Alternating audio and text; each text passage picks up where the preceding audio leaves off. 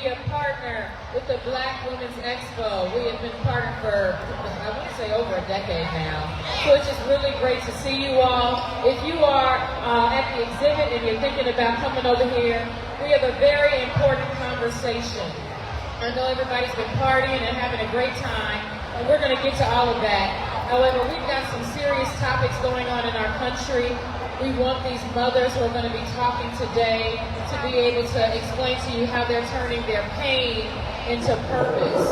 We know that there are mothers here in the city of Chicago that have had to do that. And so it's so important for us to be here for these mothers and let these mothers share their stories. So a very important conversation today. Now, before we get into the conversation, though I know the moms are getting ready backstage, I want to know how many of you all know how to step. I want to know where the Chicago steppers are. Make some noise if you're a Chicago stepper. Now, that's not enough. Where are my true Chicago steppers? I see some people even in the back. Come on up. We gonna fight. The steppers don't fight. Raise your hand if you are a true Chicago stepper. Rose Wellington in the house. Rose Wellington throws some of the most elaborate, some of the biggest step-in sets in Chicago. And I know I owe you an attendance to one. I work on the weekend, so it's a little bit hard, but shout out to Rose Wellington. All right, the women are ready. Before we get into it, I have one more thing to say. The legendary DJ Sam Chapman is in the house, front row. DJ Sam Chapman, I'm Samantha Chapman. That's my dad. People still come up to me like, wait a minute, are you Sam Chapman? I'm like, yeah, we kind of got the same name, but yes, that is my dad. He coined the phrase stepping, in case you didn't know. But if you know, then you know, yes, legendary. He actually coined the phrase stepping. So yes, very, very good. So as the steppers always say, let's go to work. Let's go to work. Let's go to work. Let's go to work. All right, I'm glad that you all are in attendance. I see some folks standing up in the back. This is a conversation. You know, we want to make it feel like family. So please feel free to fill the seats. These mothers came a long way. We want to make them feel at home. So if you are standing and this is a conversation for you, we would love for you to take a seat. We want these women to feel welcome. We want them to feel loved because they are. They've been through just really disheartening journeys, and we want to make sure that they feel the love. So please, if you are standing, if this is a conversation that you feel is important, which as Black people, we know that you do, please come in and fill the seats here so these mothers can know that they are loved, know that they are appreciated, and know that you came for them. Again, if you're standing and this is a conversation that you find to be important, please take a seat so that we can honor these mothers properly. They came a long way. They're coming from all over the country. All right, so we are ready for the mothers. And the mothers that are here today, again, you all know their stories. We're calling them mothers of the movement. Gwendolyn Carr, the mother of Eric Garner. We have Wanda Cooper Jones, mother of Ahmaud Arbery. And we also have Sabrina Fulton, mother of Trayvon Martin. You know what? I think we probably should get on our feet for these mothers. I think that's appropriate. Let's get on our feet for these mothers. You are so loved, so appreciated, and so wanted. And I want you to know the city of Chicago, we honor you and we respect you. So we're going to get into this conversation, and I really appreciate you all.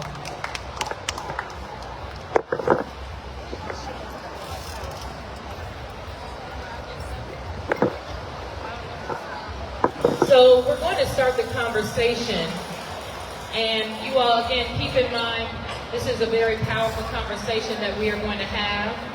So if you can draw your attention to the front, we want to honor these mothers the right way. We want to hear everything they have to say. So I'm going to start with you, Ms. Gwen. I want to ask a question that sometimes I don't think, I don't think that Black women get asked this question enough, and we need to. My first question to you is, how are you? I'm pushing forward, When you lose your child, you're not going to be all in the same pieces as you were before you lost them. But I'm pushing forward, I'm healing, and thanks to good people like you all that has supported me, I am in the healing process, and I'm going to continue on. Let's give Ms. Gwen a big hand for that. And our audio person, shout out to our amazing technical crew. If we can bring the mics up a little bit so that we can hear the mothers. If we can, that would be great. A little bit better. Thank you so much. Miss Wanda. Miss Wanda, how are you doing today? You doing well? Yeah, very good.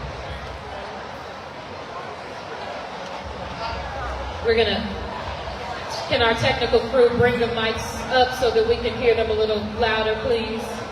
Thank you so much. If not, I can bring them my mic as well. We want to make sure we hear them.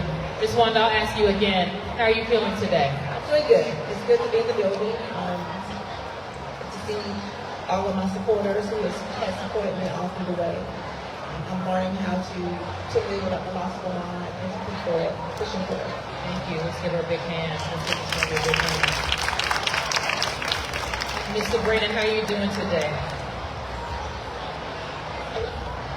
We'll get the audio adjusted, please. If we could bring her mic up, that would be awesome. Shout out to our technical crew. They're doing an amazing job. Thank you so much. I'm a little tired. I had to wake up early for today. Give me 1 second, Mr. Green. I'm going to give you my microphone.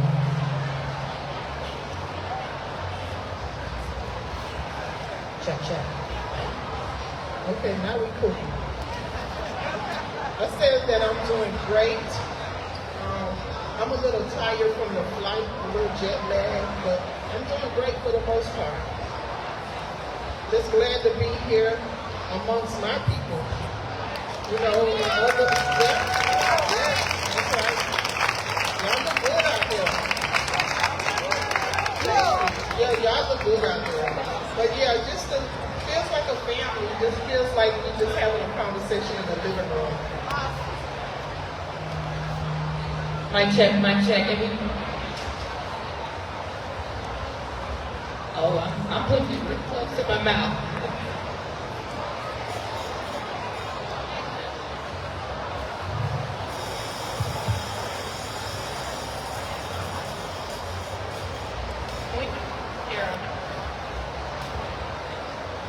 Mic check, mic check, mic check.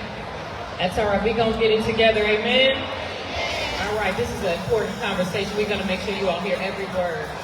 So, Ms. Gwen, my question to you is, what do you want people to know about your son?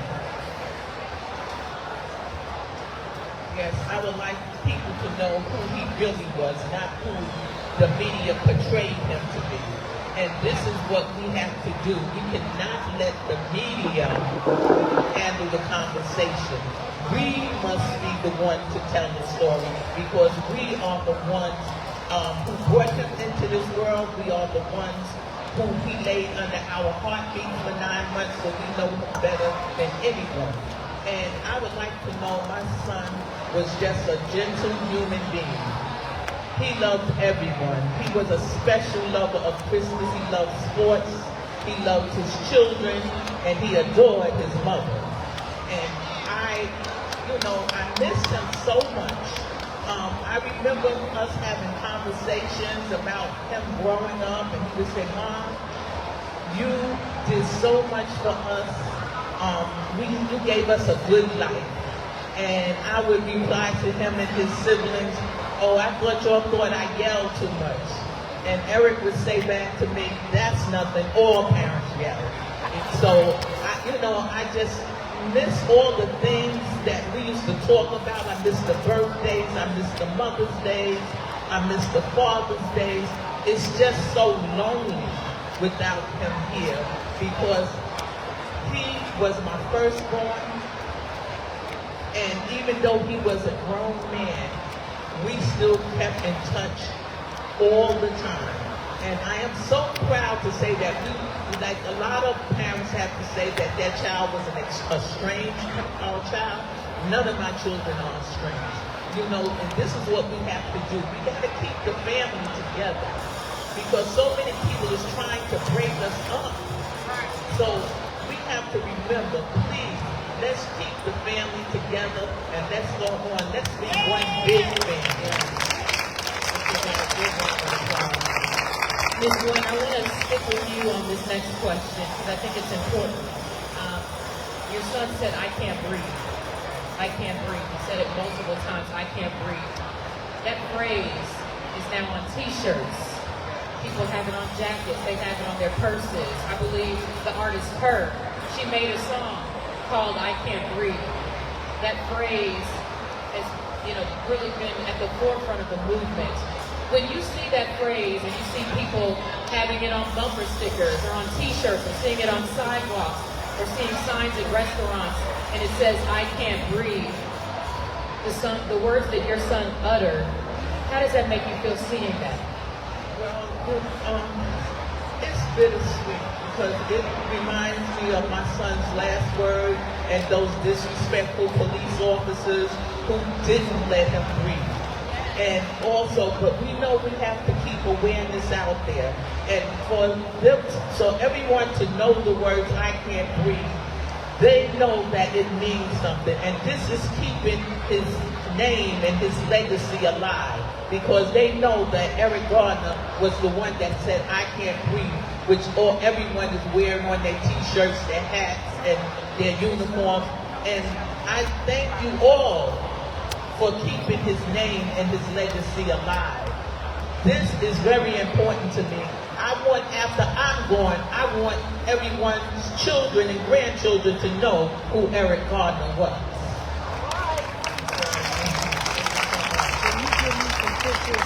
And Wanda, what do you want people to know about your son, Amon? Amon, my baby boy, actually gave birth to Amon on Mother's Day back in 1994.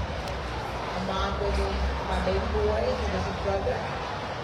He's a grandson. And Amon was loved by many. Amon was the baby boy, so typically he was rather lazy, but he was like the life of the party. I just want people to remember Amon is just not the guy who decided to go running one Sunday morning, but a guy who actually brought change to the state of Georgia.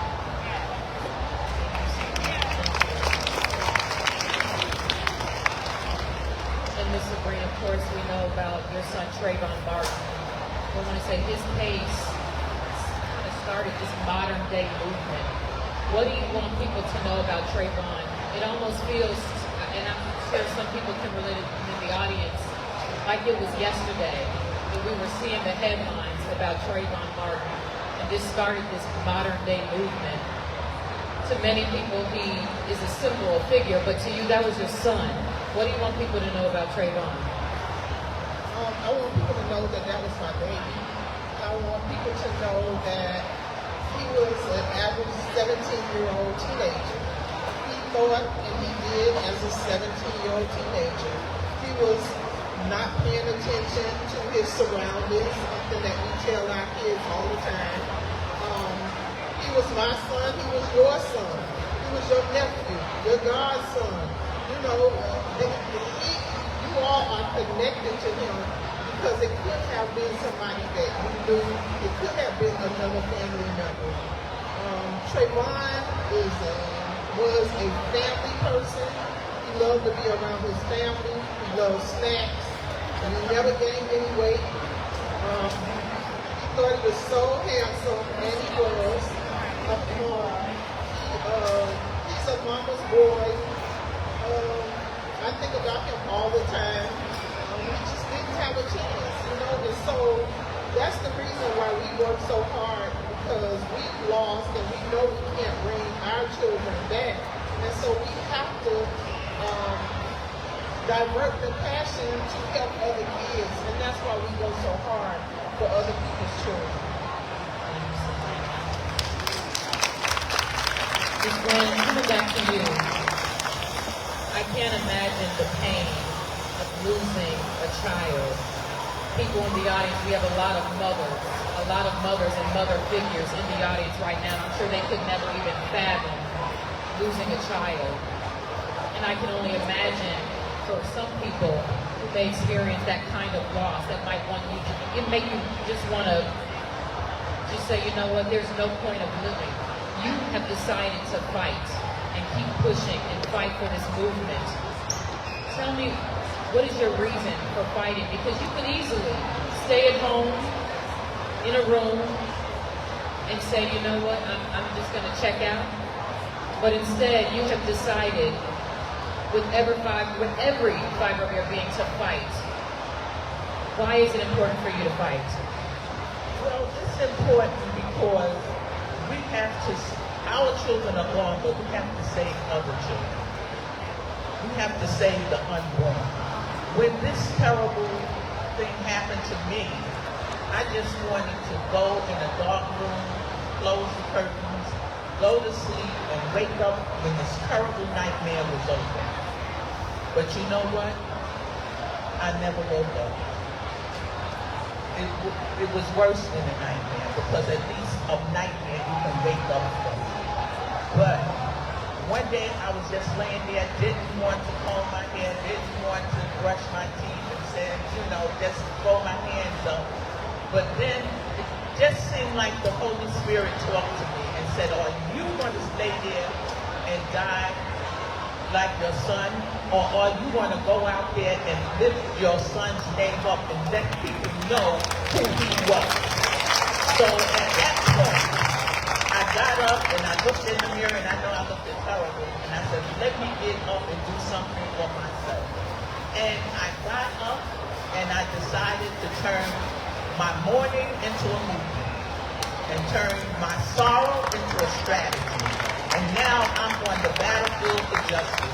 And I will stay there until my last dying day. Because I know if it was me that it happened to, this is what my child would have did for me. And we love our children and we go the whole nine for them. So I decided to let my son live through other children, live through other people. And I'm just trying to encourage people not to let it knock on your door before you do something. And see, and this is what I did. Don't be like me. Do something to prevent it before it happens. Because we never know when it's going to knock on our door. I had people who were confident in me became in the same position I was in. So, let's prevent this from happening to others. That's my main goal. Don't want to see another mother join this club. This is an exclusive club that we don't want any more members. Turning her mourning into movement, turning her sorrow into strategy. The journalist Cindy wants to follow up because you did say we got to prevent this. I'm sure the mothers in the audience may be wondering, what can I do? What can I do? Well, first of all, we have to recognize that there is a problem. Some people think this is not going to happen to me.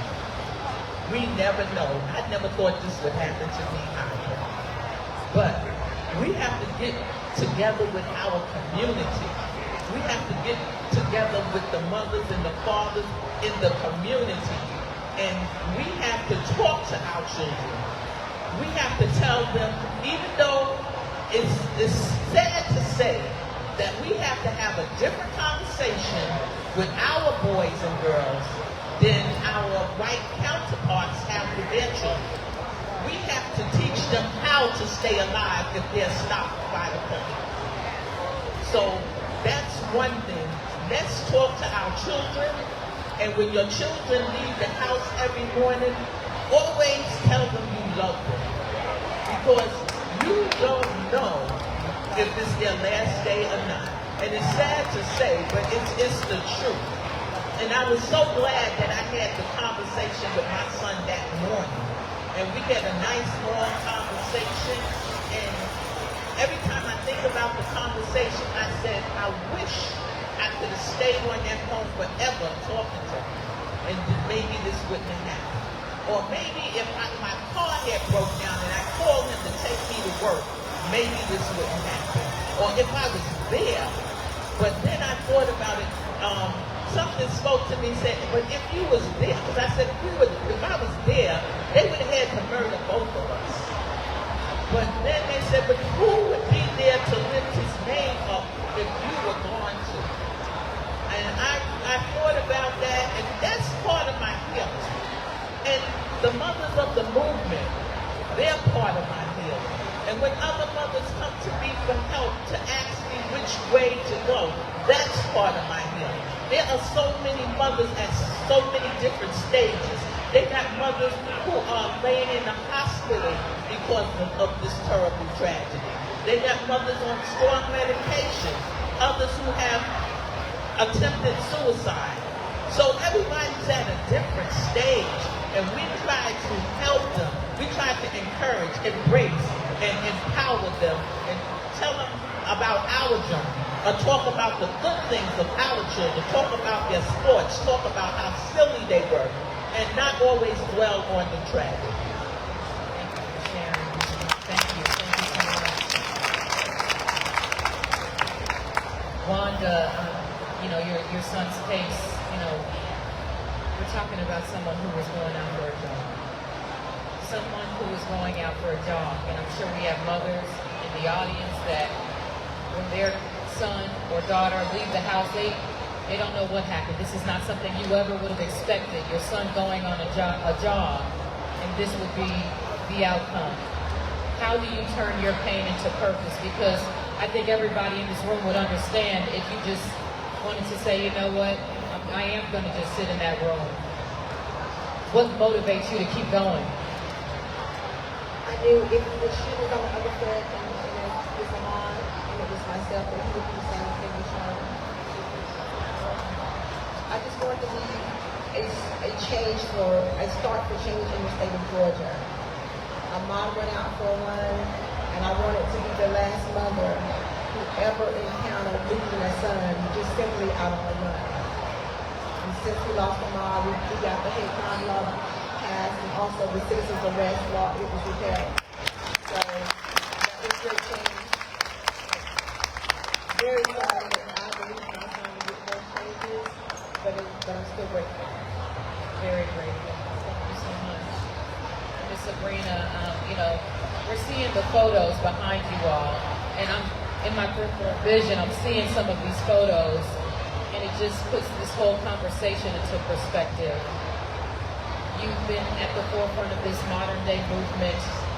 How do you continue to go on? Because I'm sure there are still days that are very painful. Very painful. So how do you continue to go on? By attending events like this, where I can see the support of the people, because it's one thing to be at home in your living room or on social media, but just to see people come out to want to hear about what our tragedy and what we've been through, that helps me. I have an older son, Javaris, and I know he's watching, and so I got to make sure that I'm doing the right thing. Still, as a mom, you never get completely be done with mothering your children. I'm speaking on behalf of Trayvon. I can't stop speaking on behalf of Trayvon because he's not here to speak for himself. And so those are some of the things I really, the support comes, from the people, and the support also comes from other mothers. And we get together. A lot of times people come up to us and they talk about, Trayvon, Ahmad, and Eric. Well, when we're together, we don't talk about our kids. We talk about other things. We got moms here that also connect with us. They're sitting right here in the front row. We have Emmett Till's family, that's the cousin, Ollie. And then you have another mother that's right here.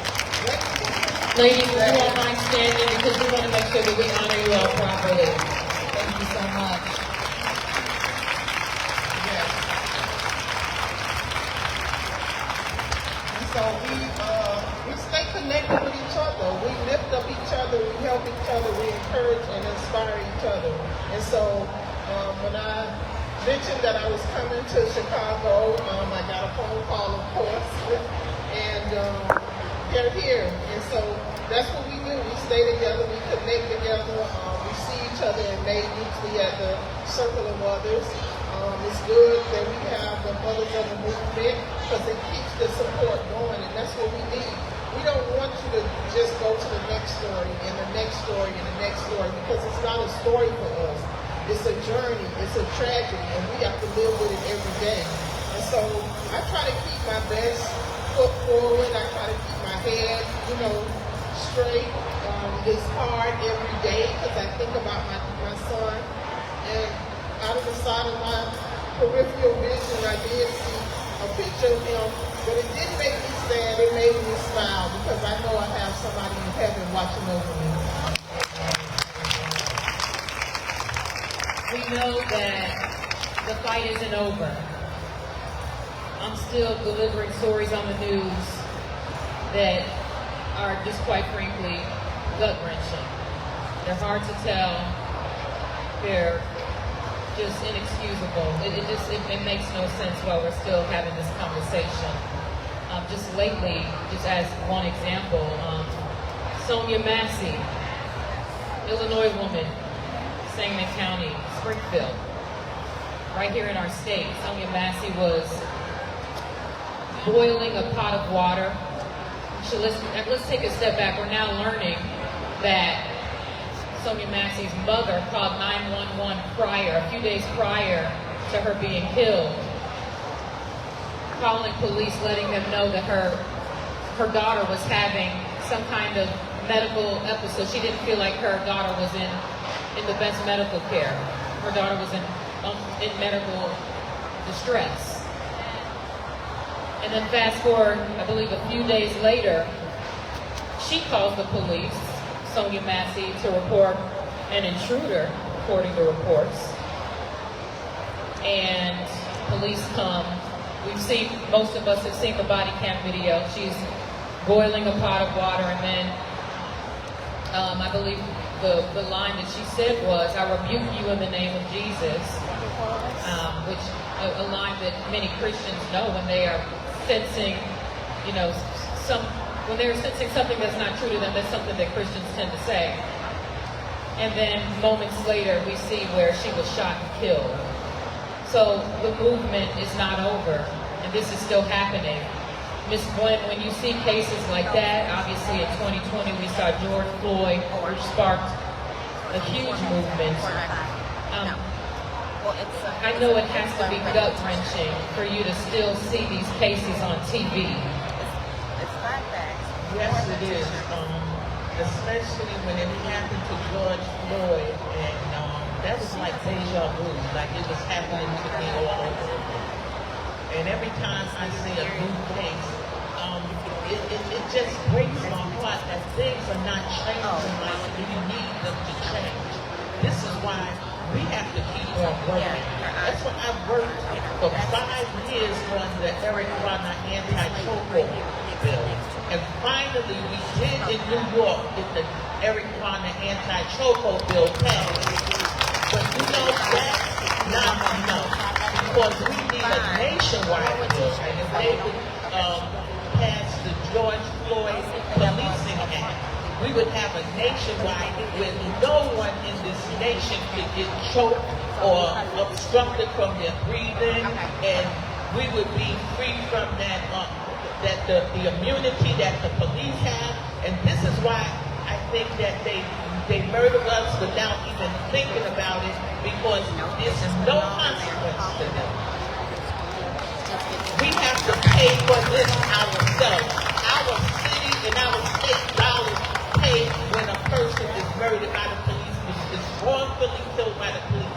It is paid from the state funds, not out of the police pockets. And if we start suing them personally, where they could lose their home, they could lose their pensions, we would have better respect in the neighborhood. And this is what we have to fight for. So when we see these things happening and we see them on TV, let's not just sit there and act like it's just another tragedy. We have to get up and we have to do something about it. Everybody don't do the same thing. A lot of people don't protest, but you don't only have to protest. You could write letters. You could do poetry. You could get communities together. There's different things. You know your lane. So, as long as everybody stay in their lane, we can get things done. And I just say, that's why I'm just going to continue on. And even when they knock me down, I'm going to get back up. You know, when I feel like that I just can't take it no more, I might stay in the bed for a day, put the cover over my head, but the next day I'm going to get up and start fighting again.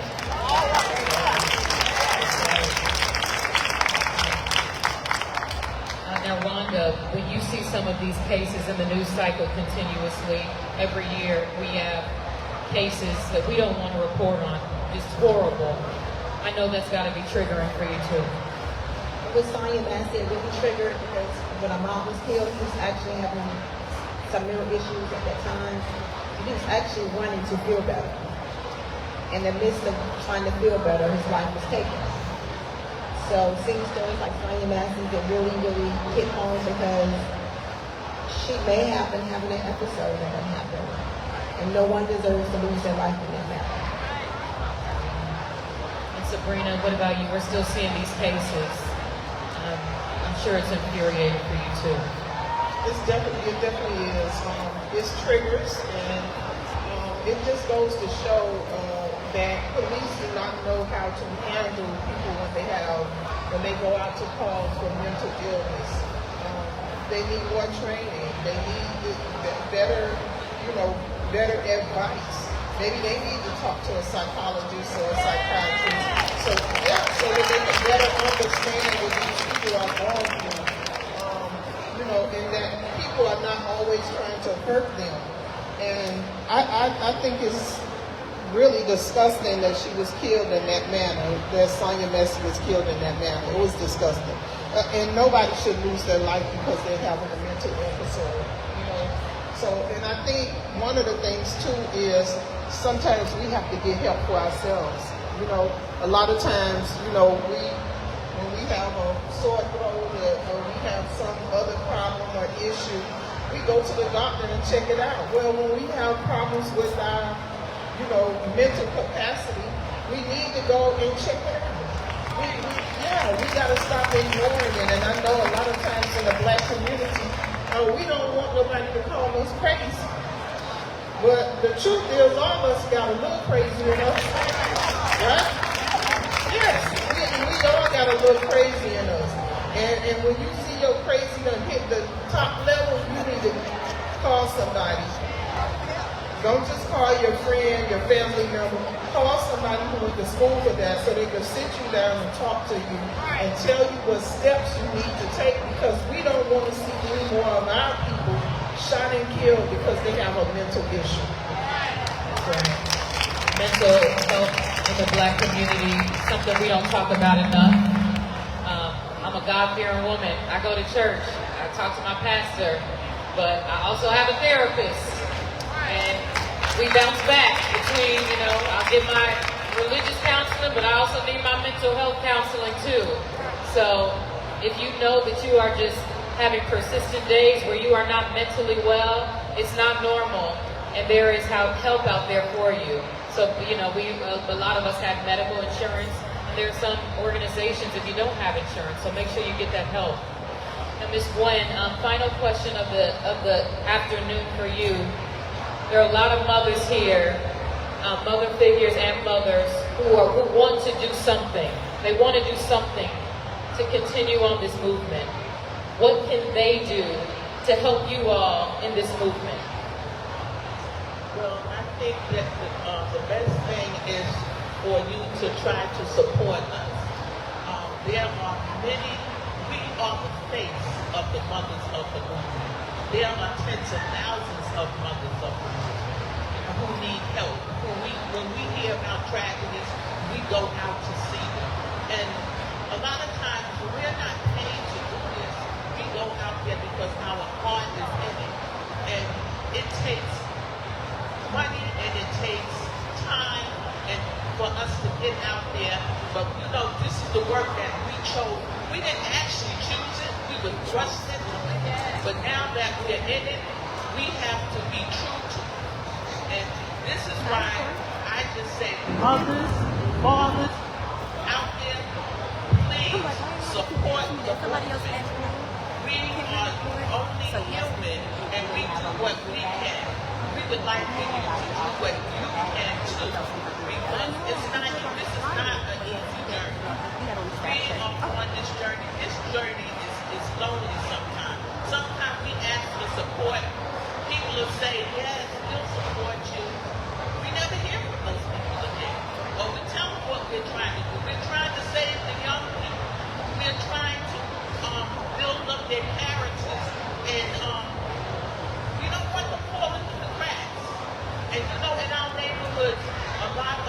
children fall through the cracks. We have to show our young people their worth. A lot of young people don't think that they have any worth. Let's get out there. Let's meet the young people where they are. Don't always give your ideas. Let's see what their ideas are. And you made an important note. We have mothers in the audience, but we also have fathers who decided, who thought today's conversation was so important that they wanted to be a part of it. And it's so important that we celebrate our fathers and the fathers that are in their kids' lives. So let's give a big shout out to the fathers in the audience and the fathers who dedicated their time this afternoon to be a part of this conversation. They are the allies for mothers of the movement. We appreciate them so much. And Wanda, what can we do?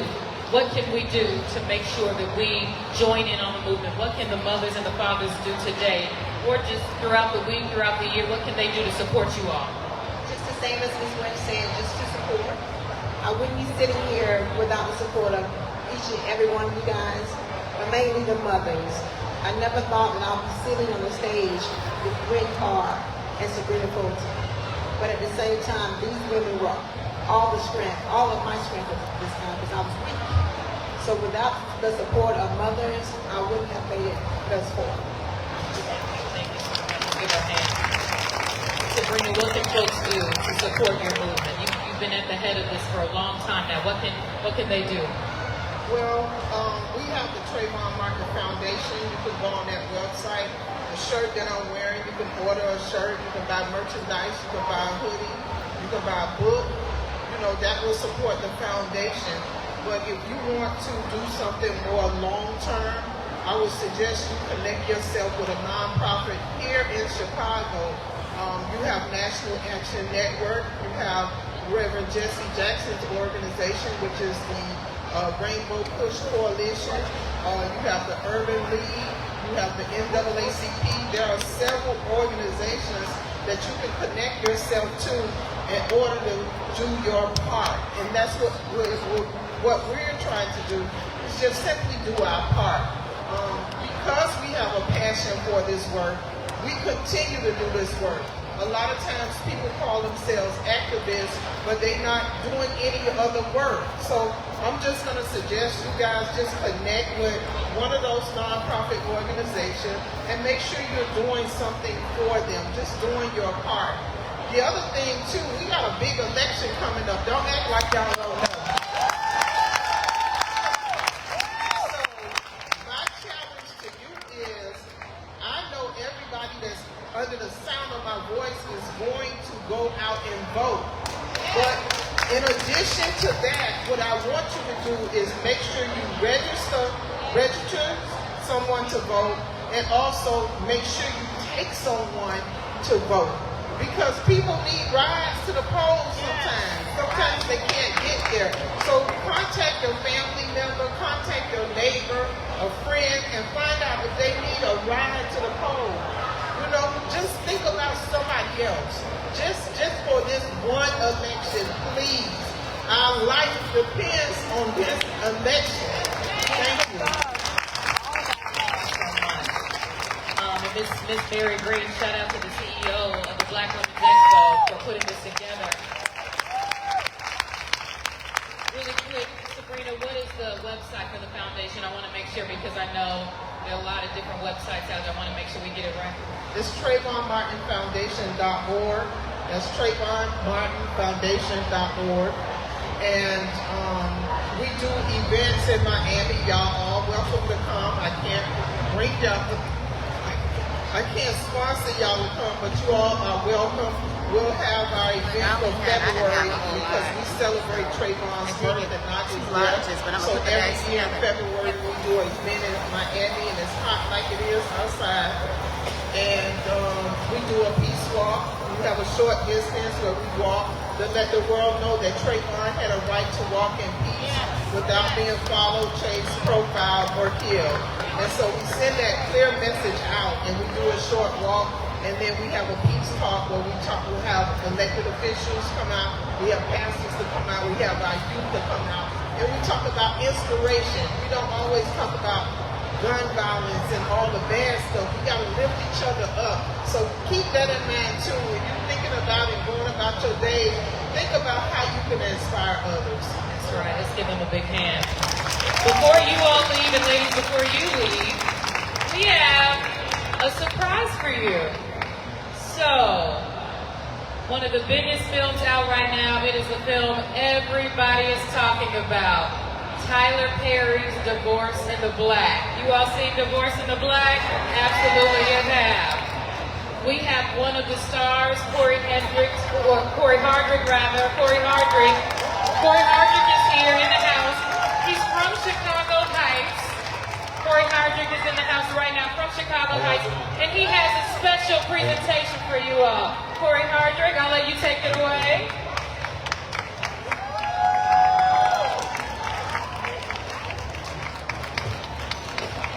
I saw the movie, I'm scared.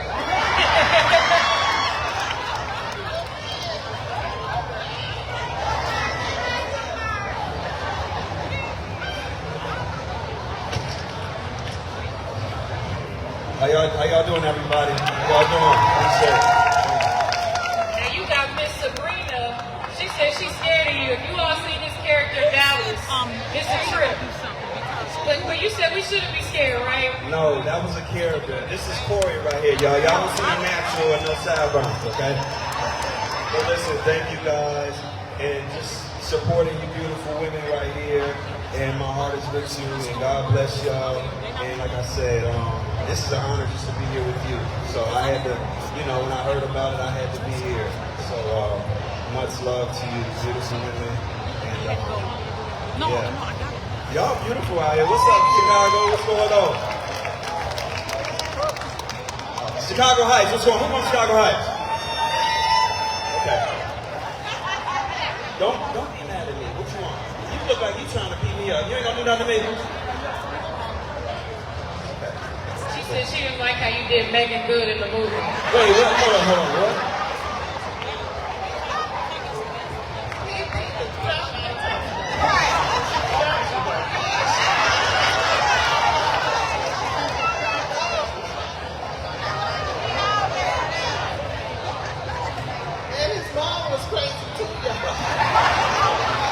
Listen, if you all haven't seen Divorce in the Black, the first 10 minutes is the wildest first 10 minutes of a movie I've ever seen. I'm not going to give it away. Well, thank y'all, though. Divorce in the Black is on Amazon Prime. My nephew's here. He's on the side. Papa, y'all know him. Oh, man, please.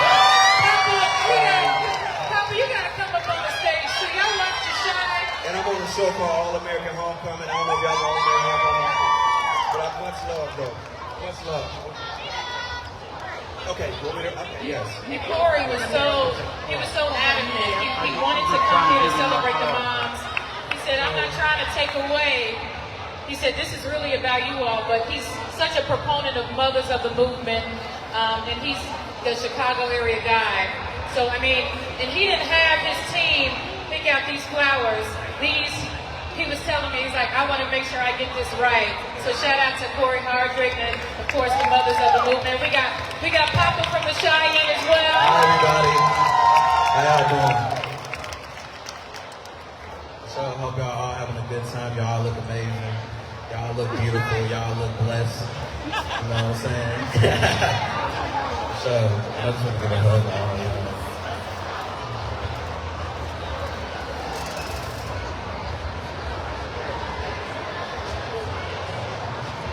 And we talked about mental health.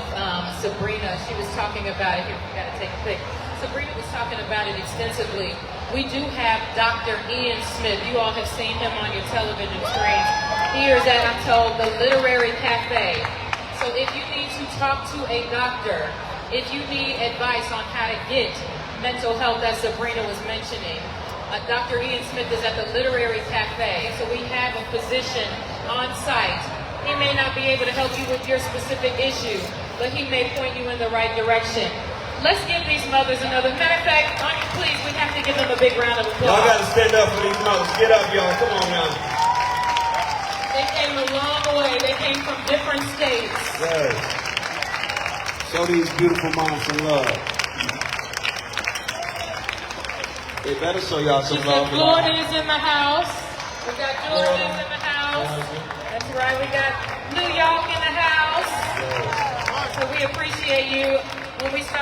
conversation, I told the crowd, Chicago, in the Chicago area, we are about love, we are about unity. We tell a lot of hard stories and news, but at the end of the day, we are about love. We are a city of love. We are a city of unity. We care about our black women, and we are going to protect our black women and our sons, and we are here for you. So just know, I don't know how often you get to Chicago, but you're a part of our family. So let us know what you need, and we're here for you. Just call us, and we will, if we can't personally do it ourselves, we will be resources to you. You all agree? You all can attest to that, right? Yes. Thank you all so much. That concludes our session.